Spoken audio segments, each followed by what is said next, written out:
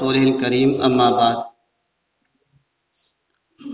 وہ دیا جس نے جلا کر گرد و پیش کو روشن کیا، راہروں کو راستہ دکھایا، ایک بنجر زمین کو اپنی محنت کا مرکز بنا کر سرسبز و شاداب بنایا، علم و عمل کے گل کھلائے، تعلیم و تعلم کا ایسا چمن بسایا جس میں بلبلان چمن روز اول سے تا ہنوز چہچہا رہے ہیں، اور انشاءاللہ تا قیامت یہ سلسلہ جاری رہے گا۔ قرآن مقدس اور متعلقات قرآن کی تعلیم کی آوازوں سے فضا گونج اٹھی اور علم کی روشنی سے گرد و پیش کا ماحول روشن ہو گیا۔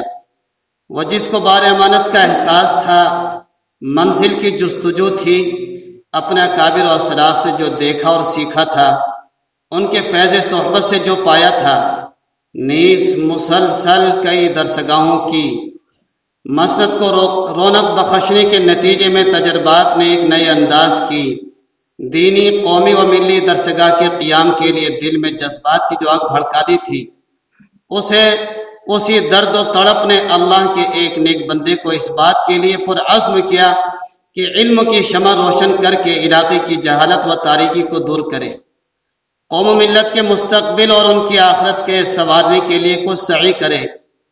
وہ بانی فخر العلوم و عین العلوم حضرت الحاج حضرت اقدس مولانا مفتی محمد سفیر الدین صاحب نور اللہ مرقدہ کی ذات گرامی ہے۔ آپ ہمت و حوصلہ کے بلند اور استقلال کے کوہ ہمالت ہیں۔ خدمت خلق آپ کا مشرب تھا، تواضع، کسر نفسی، سادگی و نفاست آپ کی پہچان تھی، دین و مذہب کے تحفظ اور اس کی اشاعت و ترویج کی آپ کو کڑھن تھی، قوم و ملت کے ساتھ آپ کا تعلق ہمدردانہ و مشفقانہ تھا، اخلاق و کردار کے اعلیٰ مقام پر آپ فائز تھے، دور اندیشی، عزم و ارادہ کی پختگی، تقوی و طہارت جیسے بلند اوصاف کے آپ مالک تھے۔ آپ کے کیا کیا اوصاف گنواؤں، میرے پاس الفاظ کے دامن تنگ ہے۔ آپ استاد بھی، مربی بھی، شاہ سوار بھی، سپہ سالار بھی، قابل فخر بھی، قابل رشک بھی، صراط مستقیم کا مسافر بھی، ایسی انفرادی صلاحیت کا مالک جو دوسروں کے لیے منزل، خود اکابر کے نقش قدم پر چلنے والا اور اپنے اندر ایک ایسا امتیازی وصف رکھنے والا کہ دیکھنے والا پکار اٹھے، جوانوں یہ صدائیں آ رہی ہیں آبشاروں سے، چٹانیں چور ہو جائیں جو ہو عزم یقین پیدا، بس اس کے سوا کچھ اور نہیں کہا جا سکتا کہ چہرہ کھلی کتاب ہے، عنوان چاہے جو بھی دو، جس رخ سے بھی پڑھو گے انہیں پہچان جاؤ گے۔ حضرت الحاج مفتی صاحب علیہ الرحمہ ماہ ذی الحجہ مطابق جنوری 1952 عیسوی بروز منگل کو پیدا ہوئے۔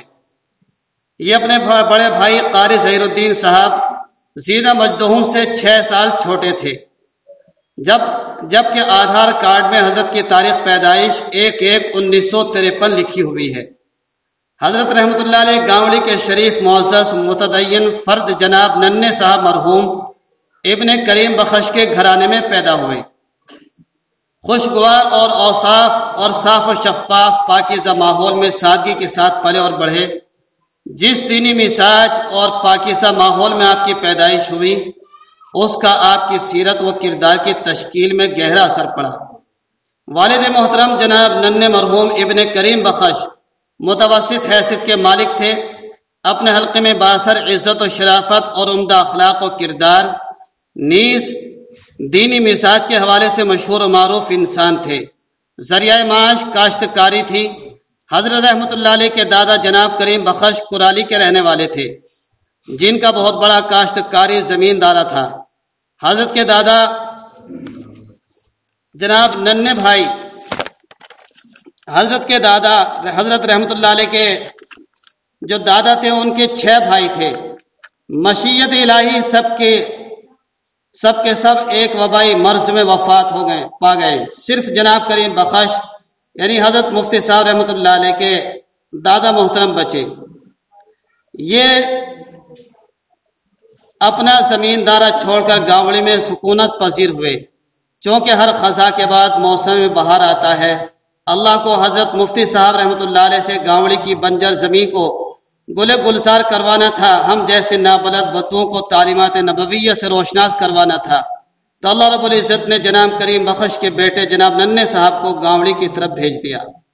وہ اگرچہ کوئی عالم فاضل نہ تھے لیکن متدین مزاج اور حسن اخلاق، عزت و شرافت اور کثر نفسی جیسے اوصاف حمیدہ سے آراستہ تھی۔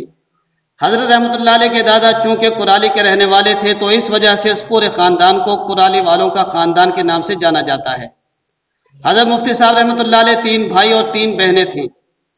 بڑے بھائی جناب قاری ظہیر الدین صاحب جن کی پیدائش رمضان المبارک 1947 عیسوی بروز بدھ کو ہوئی۔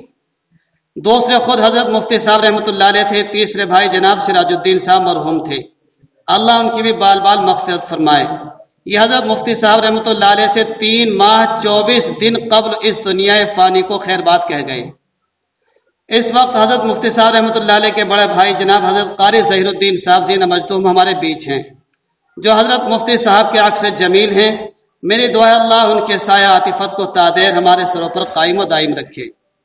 حضرت رحمۃ اللہ علیہ کی بہنیں، حضرت مفتی صاحب کی 3 بہنیں ہیں۔ بڑی بہن حضرت مفتی محمد ناظم صاحب قاسمی استاد عالم دیوبند کی دادی جن کا نام جمیلہ تھا، دوسری کا نام خلیلہ تھا، جناب نصیر احمد صاحب سے نکاح ہوا جن کو نبو والے کہا جاتا ہے۔ اب ان کے اولاد میں بھائی ممتاز، انصار وغیرہ ہیں جو گانوڑی کے اندر رہتے ہیں۔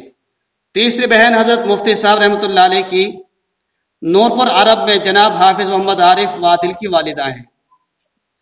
حضرت مفتی صاحب رحمۃ اللہ علیہ نے ابتدائی تعلیم و تربیت گانوڑی کی جامع مسجد میں جناب قاری شفیق احمد صاحب چلکیاوی وغیرہ، اور اسی طریقے سے منشی جی تھے پٹواری جی، ان سے حاصل کی۔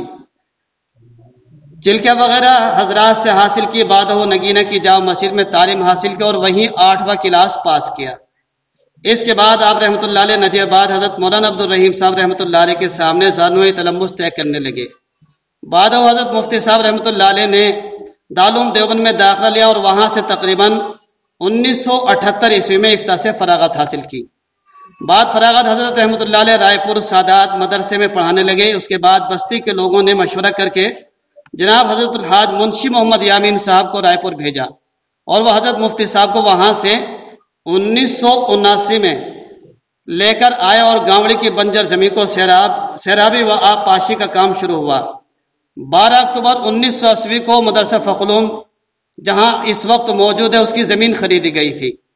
اس کے بعد چھپر ڈال کر تعلیم و تربیت کا سلسلہ شروع ہوا، یہاں تک کہ تعلیم و تربیت کی اس تحقیق میں ہم اتنا وقت ملا کہ تحقیق کر سکیں۔ یہ تحقیق ہم نے حضرت قاری ظہیر الدین صاحب، منشی محمد یامین صاحب اور مولانا محمد صابر صاحب جو مولانا عبد القادر صاحب کے والد صاحب ہیں ان سے کی۔ یہ کچھ تحقیقی چیزیں تھیں اور ان سے اس کی تحقیق کرنے کے بعد حضرات کے سامنے پیش کی۔ بالآخر یہ ایک ایسی داستان ہے جس کو رقم کیا جا سکتا ہے اور ہونا چاہیے، اور یہ مشورہ ہوا ہمارے اساتذہ کا کہ جو جتنے بھی مہمان آئے ان کے سامنے اعلان ہو کہ جو بھی حضرات حضرت مفتی صاحب کی خدمات سے واقف ہیں، جو بھی خدمات ہوں وہ سپرد قرطاس کر کے یعنی تحریری شکل میں جمع کر دیں تاکہ پورے علاقے کی ایک تاریخ کو جمع کیا جا سکے۔ اور بھی بہت ساری چیزیں ہیں، تقریباً میں نے حضرت منشی محمد یامین صاحب سے 38 منٹ گفتگو کی اور انہوں نے پورے علاقے کے حالات بتلائے، جس کا خلاصہ یہ ہے مولانا صابر صاحب سے تقریباً 28 منٹ گفتگو ہوئی۔ اس موضوع پر حضرت قاری محمد یاسین صاحب دامت برکاتہم سے بھی اس موضوع میں گفتگو ہوئی۔ سب کا خلاصہ صبح قاری ظہیر الدین صاحب سے اس موضوع میں بات چیت ہوئی۔ خلاصہ نکل کر آیا فخلوم کی تاریخ جناب حضرت مفتی صاحب رحمۃ اللہ علیہ، قاری ذوالفقار صاحب، قاری یاسین صاحب اور قاری نسیم صاحب، حضرت مولانا نسیم احمد صاحب، مولانا محمد علی صاحب، ان حضرات کے بغیر مکمل نہیں ہو سکتی۔ اور ان سب کے جو سب سے روح روانہ ہیں حضرت مفتی صاحب رحمۃ اللہ علیہ ہیں، ان کی تاریخ کو چھوڑا جائے تو فخلوم کی تاریخ مکمل نہیں ہوگی۔ فخلوم کی تاریخ کو مکمل کرنا تو مفتی صاحب کی تاریخ کو مکمل کرنا ہوگا۔ تو اس کا خلاصہ یہ ہے۔ تو اور ہماری علاقے کی، جیسے میں نے شروع میں تمہید میں کہا تھا، علاقے کے حالات یہ تھے جیسے کہ مولانا صابر صاحب نے بتلایا کہ ایک بڑے میاں تھے بیچارے، ان کو چارپے پر بٹھا کر ہر بستی والے اپنے گھروں پہ لے جایا کرتے تھے اور وہ بیچارے 15 دن ان کو رکھا کرتے تھے، وہ نماز کلمے سکھایا کرتے تھے۔ اور جو مولانا صابر صاحب کے والد صاحب تھے وہ بیچارے پورے علاقے کی نماز جنازہ پڑھایا کرتے تھے۔ ہمارے علاقے کی کیفیت یہ تھی۔ خیر یہ ایک لمبی